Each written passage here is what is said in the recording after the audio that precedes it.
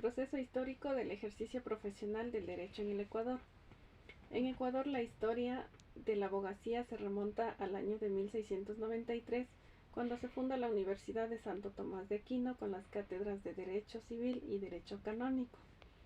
Sin embargo, el estudio de la ciencia jurídica en las universidades estaba reservada para los hijos de los españoles asentados por largo tiempo en los territorios de América y de altos funcionarios. El derecho se constituye en un sistema de normas y principios jurídicos por los que se rige una sociedad, determinando lo justo e injusto, el orden o desorden, lo imparcial o lo parcial, cuyo origen data desde las primeras formas primitivas del Estado. La historia del derecho en Ecuador se encuentra estrechamente vinculada con el hecho histórico de la separación de la Gran Colombia, que hace posible el nacimiento de la República y se constituye en un nuevo Estado. Esto hace que en septiembre de 1830 se reúna la primera Asamblea Nacional Constituyente presidida por José Joaquín de Olmedo. En esta nombran como presidente a Vicente Rocafuerte Bejarano y se proclama la primera Constitución ecuatoriana como norma fundamental de la nación. La base del sistema jurídico ecuatoriano se encuentra en el derecho romano, por medio del derecho español, cuando la conquista y el colonialismo, específicamente por medio del derecho francés, derivado del Código Civil Napoleónico y de otros códigos europeos importantes que fueron la fuente de inspiración para las codificaciones en Ecuador. Todo esto bajo la influencia del derecho romano, especialmente en su obra insigne, como lo fue el Corpus Juris Civilis, que es el cuerpo del derecho civil. En el caso del Código Civil ecuatoriano se inspiró en el Código chileno de Andrés Bello, lo que desprende el hecho de que el sistema jurídico de la nación sea el latino romano, considerando a la ley como la fuente principal. En el desarrollo histórico del derecho ecuatoriano ocupa importante lugar el paso de la concepción monista del sistema jurídico a un pluralista.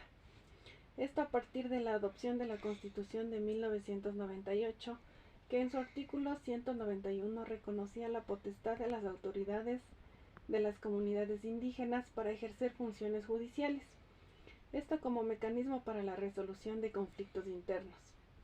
Por otro lado, los derechos humanos son el ingrediente esencial de todo orden legal, elemento sobre el que históricamente se ha cuestionado a los administradores de justicia por la inobservancia de tales derechos. De ello, se han derivado perspectivas nuevas más abarcadoras con la inserción de nuevos aspectos no solo jurídicos, sino además sociales, culturales, políticos, etc., que se requieren en el contexto diverso.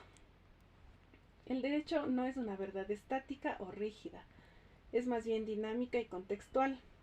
Se adapta a la época y es un reflejo de la sociedad imperante.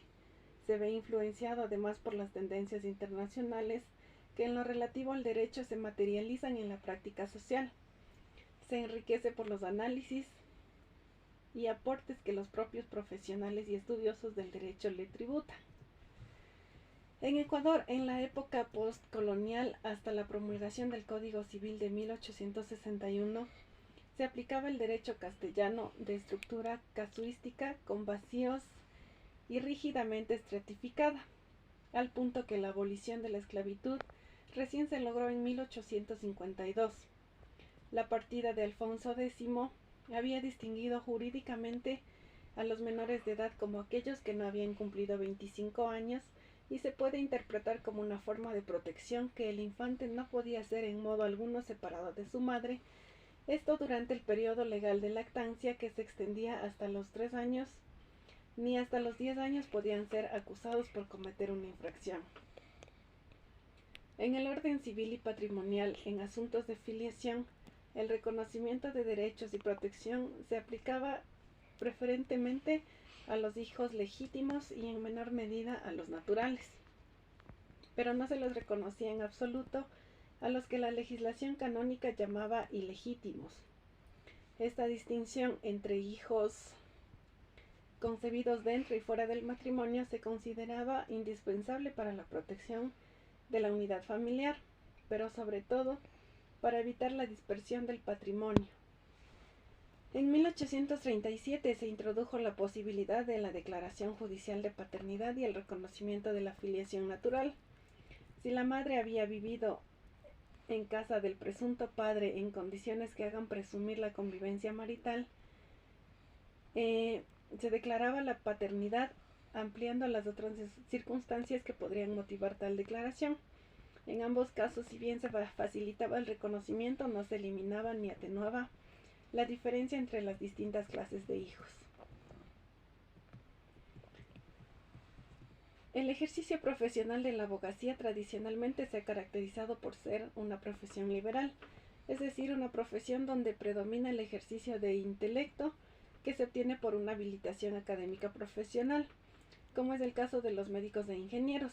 Sin embargo, como parte del desarrollo económico, empresarial, privado y capitalista, en los últimos 2 siglos, la abogacía ha tenido una adaptación al modelo económico dominante, pasando de ser una profesión de ejercicio individual o mediante un consorcio de contadas personas para ser ahora empresas nacionales o multinacionales que prestan servicios jurídicos. Esta cuestión, que plantea un nuevo reto en los ámbitos ético y deontológico para el ejercicio profesional, en virtud de que las cadenas de valores y la normativa ética también se ven influenciados por factores económicos y culturales. Se debe tener muy en claro que la abogacía es una función social al servicio de la justicia y el derecho, donde debe estar presente la ética profesional como aquella manifestación del conocimiento dentro de cada persona que debe estudiar los deberes y derechos inherentes a una persona al momento de desarrollar una profesión. Recordemos que la función primordial es la búsqueda constante e incesante de la justicia, puesto que en sus manos está la defensa de intereses, derechos y libertades de quien deposita en los abogados su confianza. Además, tenemos también el deber de velar por el cumplimiento estricto de las normas jurídicas.